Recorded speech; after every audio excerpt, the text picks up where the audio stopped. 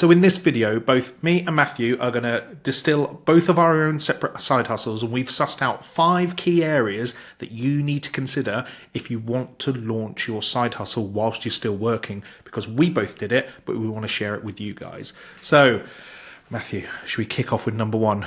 The big one that everyone says that they don't have enough of, and that is time. I mean, let's be honest, when did you ever meet a doctor in the NHS who had time? Yep, I don't know one. Exist. No. I can't remember having enough time for lunch most days when I was training and working full time for the NHS. Yeah, time. I think, you're still working in the NHS, right? Yes. You're an NHS GP partner. How do you find the time?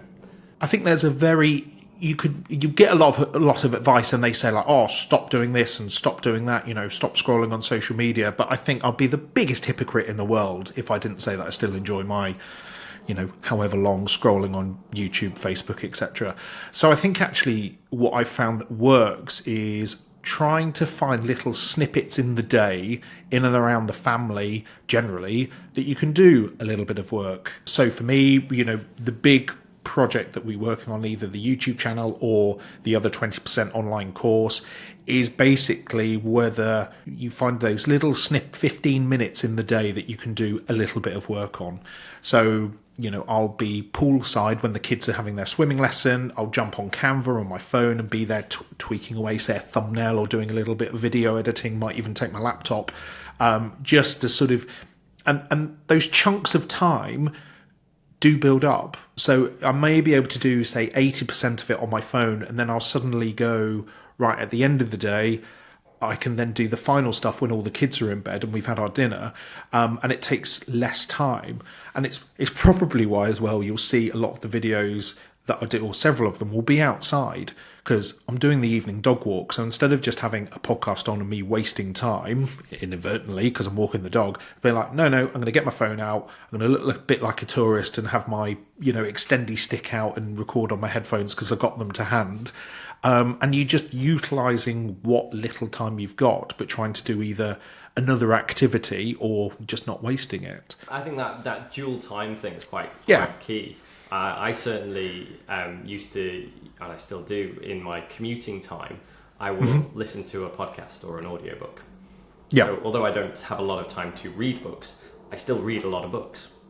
Okay. But I do it whilst I'm commuting. So if my commute is half an hour each way every day, then I can get through more than an hour of an audiobook because I can speed it up. So you can actually speed up time and still listen to the book on whatever topic or podcast or whatever it is that you want to do. I think the other thing that I found when I was working full-time as a trainee and trying to I set up a property business, investing business alongside working as a trainee from core surgery onwards, really. And the reality is that I had to learn how to delegate time. Actually, okay. Instead of trying to make all my time work, I realised that it was impossible to be in 2 places at once. I couldn't be in the clinic or in theatre and viewing a property. Yeah. Or I couldn't be on call and doing a viewing or dealing with tenants.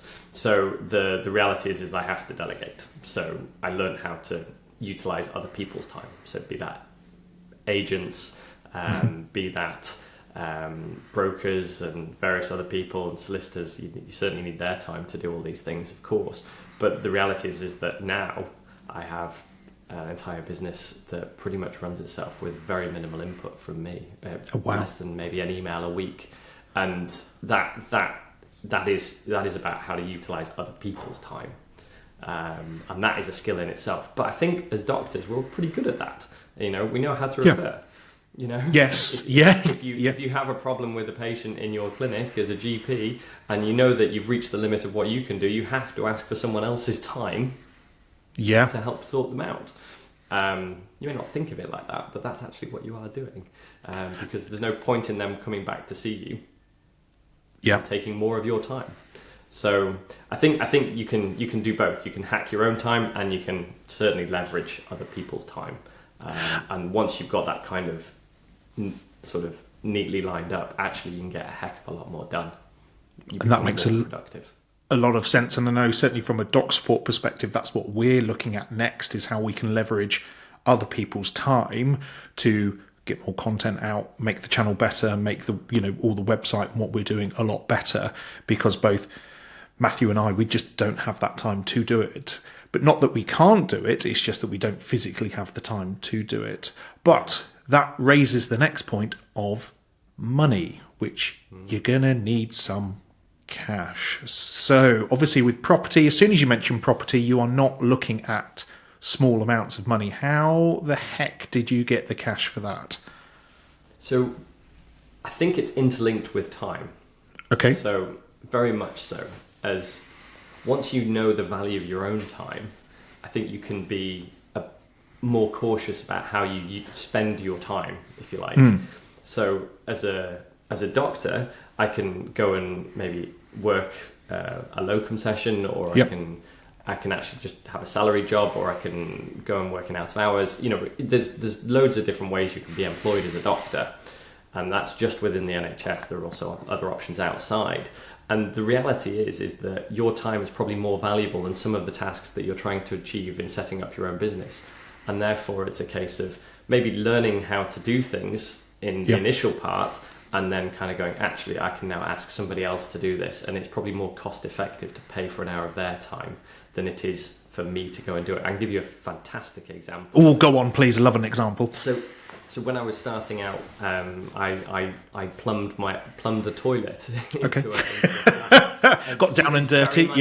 Very mundane. Yes, not a clean job in any way, shape, or form. And the reality is that I had to learn how to do it. I watched a lot of YouTube videos, and I thought, I can do this. Probably arrogantly, but nonetheless, I did actually go through the process, and I plumbed a toilet. It took me 2 days. The reality is if I'd gone and worked for those 2 days in my normal job, I would have been paid more money to be able to pay for the plumber who could have come and done it in probably a matter of hours. Yeah. So the time cost and the monetary cost certainly didn't add up in that. The learning cost was there. I've now learned how to do it, and I now know how to ask somebody to do those things. So there is a value in learning how to do these things. Absolutely. I think that's a good point. Yeah. But the reality is moving forward in terms of scalability, it's certainly not a valuable use of my time.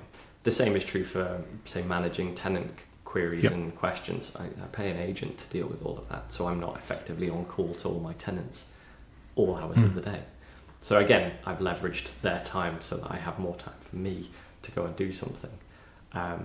It's even more valuable if you can then work out a way of getting that time paid for as it's used.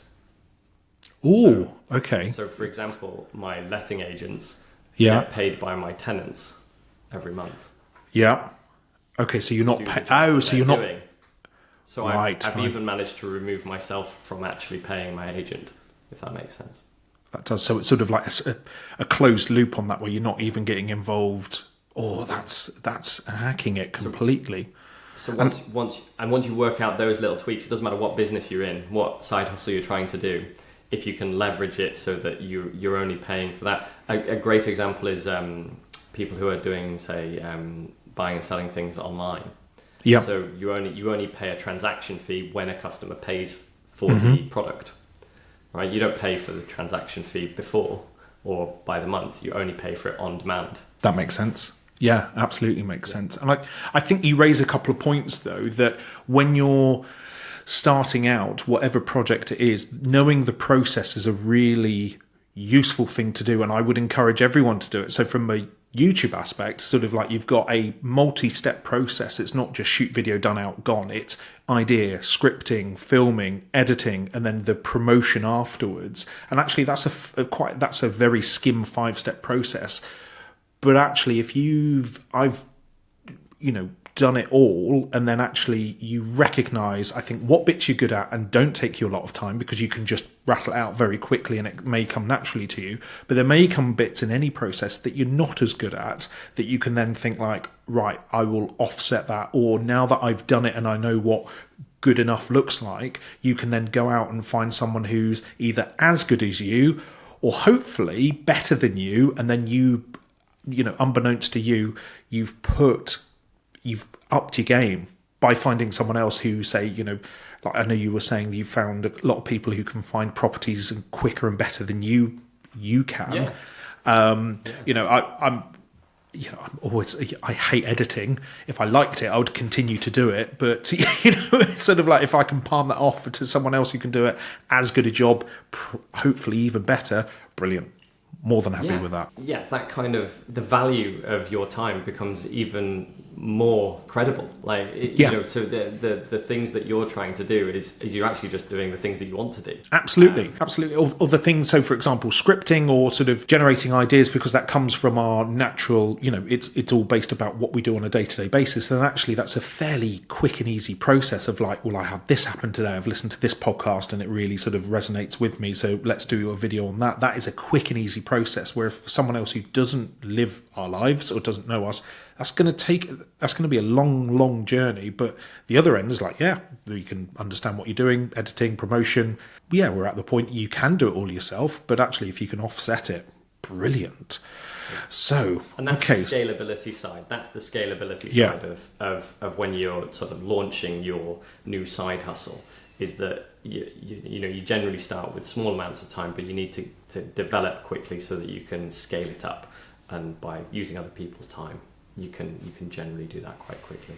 But I think you've got to start, right? That's the point. Absolutely, you've got to start. You've got to let it start. And we spoke with Abdul from the other day, and his quote really struck a chord with you, didn't it? What was his quote? It did. It was sort of, we made it our point 3, that sort of like, to basically launch before you're ready, which smacks in the face of every doctor who's a perfectionist, which probably accounts to 99.9% of us doctors. And he turned around and said, if you're not a little bit embarrassed by your product, then it's probably overdeveloped. And that just sit there. So for me, that resonated, because we've just launched the other 20%. So it's an AKT stats and admin revision module, trying to target basically trainees that I've worked with who really struggle in that area of the exam and get overstressed, and trying to offset that stress as best as we can do. And it was, obviously I'd done 2 massive presentations, a 3-hour stats presentation, a 3-hour admin presentation, trying to break it down, videos. And there were bits of the course that was like, I haven't got time to include it. I'm going to just chop it out. I don't think it's relevant, or I don't think it will alter the revision or what we can offer. And it really hurt. I really struggled with it, but I had to be brutal with myself to be like, there are still probably in my head 3-4 modules that I would like to add to it. I was thinking, have I added enough questions to it? It's got 100 questions built into the revision package. And I'm thinking, it should be more, and and you just talk. You're at risk though, and I think, of talking yourself out of it. So if you don't just hit launch, because now we've released the course.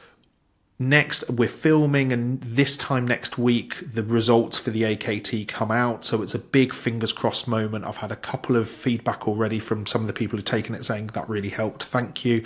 But I want to see if it reflects in the exam results. And then it's just, real fingers crossed. But please pass. Please do really well. But then getting that feedback and not being too precious about it, of going like, what I would love if they say, look, there was 3 questions on this topic that wasn't covered in your course. For next time, could you, I think it would be relevant if you did. So ethics, I didn't really touch on ethics. I think that's probably an area that needs to be put into there. And I've got an outline of a module, but I just didn't have time to do it. But it'd be interesting to get their feedback. Did it really scupper them or not? And I think you've got to be careful of this being comfortable in the testing and adjusting process, because you don't know everything. And certainly what I've learned with YouTube, and sort of as we found out, some videos really do well, and some that you think, oh yeah, this one's definitely going to be a hit, flop, and you're like, oh okay. It's iterative improvement, yes, rather than trying to say this is it, done and dusted. It's more a case of kind of get it out there, test it, and then work out what needs to be improved. Because it might be that the ethics thing doesn't actually scupper people at all, because Exactly. it's not a big enough part to make a difference. Yeah. And it may well be that it could go either way on that one, but better to test it and get that feedback than waste the next 2 or 3 hours of your time, which is very valuable, creating something that's not necessary. Yes, because each module, as you say, is going to take that amount of time to generate and produce. So I thought it was an excellent webinar. So make sure, Matthew runs these regular webinars, so check him out on LinkedIn and make sure you're following Matthew, because it was sort of getting these external speakers in, which has been really, really, we had a lovely chat with him after the webinar as well, which was quite invaluable from that way. See if we get some clips of that made up. I think absolutely that would be quite good. So point number 4 there for starting a side hustle as an entrepreneur, finding your why. And I mean, this is not our point. This is Simon Sinek's. He's well publicised. He's got a book about it, I think, with the same title. Which we just our last 2 points are ripping off book titles. So because they're so good. So well, reference where due. And I think finding your why is kind of a big thing, but actually, you can really distill it down to really, really quite fundamentally small, simple points that actually are just so strong and so core value within each person that actually you don't have to think about it. And we've discussed this before on other podcasts and other videos where we both have young kids. And it's family. Family is the reason we're doing literally anything in terms of work and YouTube and for me property investing and doing other things. And the reality is that why is so embedded in you. You can't forget it. You don't suddenly lose it. And because our whys are so closely aligned, it makes life a lot easier. So it's sort of like for me it's like I could easily go and work another 2 sessions, be working 8 sessions, or technically 10 sessions a week if I include my university work, if not more. But then I wouldn't be there for my family. So it goes back to the point 1 and 2 clashing of I could earn us more money by working every hour, and I know that doctors do it, and that's your choice. But then that will impact on my time, and then really impact on my why, because it sort of goes against it completely. Whereas actually at the moment in time, yes, we're putting a lot of money or a lot of time into setting up DocSupport, getting it, growing it, with the aim then actually it should become relatively efficient in terms of getting us the money that we both want to support our families respectively. And so, but we can then, as young fathers, be around for them. It's like I said, it's a big thing, but you can distill it down really simply. Yeah, and it gives you that consistency, right? So it's not going to go away. So it means that we will launch things before we're ready. We will change things as we go along, because we have the rational sort of core belief that we're going to keep doing this. So it doesn't matter that we might not get it right. Every video is not going to be a hit. Everything that we do is never going to be 100%. We're not going to be perfect. We know that, but we're okay with that because we'll keep going and make it better. Absolutely, and it all falls back.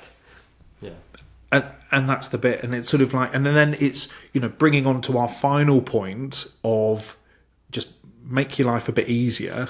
So for us, sort of like another fantastic book, which is well worth a read, which is called The Unfair Advantage. And they talk through what's called the Miles framework. And we both have got our own separate areas that we really lean against. So, the other 20% is very much geared about stuff that I've taught that I enjoy. So there's an intelligence and intellect sort of element that I've just leaned upon and gone like, you know what, I can do this. I can talk about this all day. It's very easy for me to do that. It's not stopping anyone else from doing the same course, but actually to go away, learn about it, prepare it is going to be a lot more difficult. Now, I thought, Matthew, that jumping from doctor to property was going to be not an unfair advantage, but you very correctly, you corrected me on this one, because yours is more of a social bit. So go on, talk me about how being a doctor makes you... I think that the amount of other skills that you have as a doctor are possibly never as front of your mind as you think they could be, especially if you're doing clinical work all the time.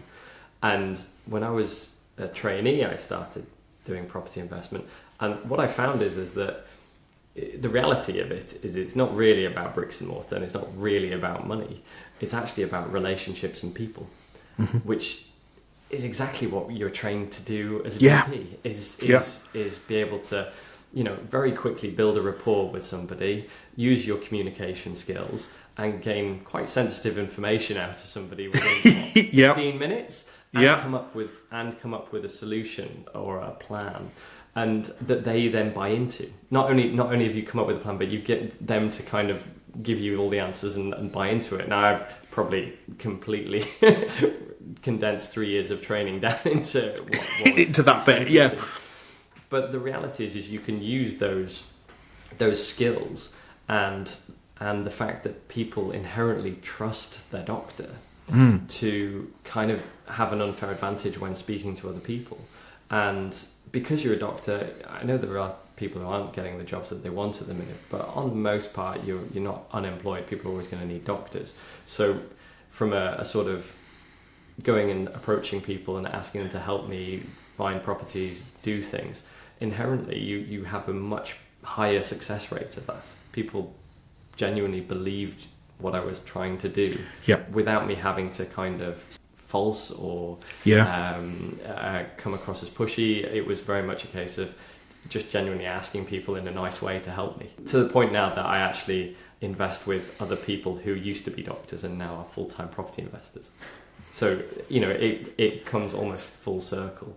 But yeah, it's leveraging that status, that and I think you do it as well in your course, because as a GP trainer you have that status for your absolutely course. It's it's not just some random course, it wouldn't work. It wouldn't work the same because I'm not a GP trainer. Straightforward on that one point, you have the status. So those kind of the intellectual things come into it, the communication skills come into it, all of that. So it's all those skills, and I think you can apply this to any business. This isn't just YouTubing or to property investing. You can literally apply this to anything, because 99.9% of all business comes down to people. Absolutely. If you can work with people, play nice, I think there's something then you tend to be more successful.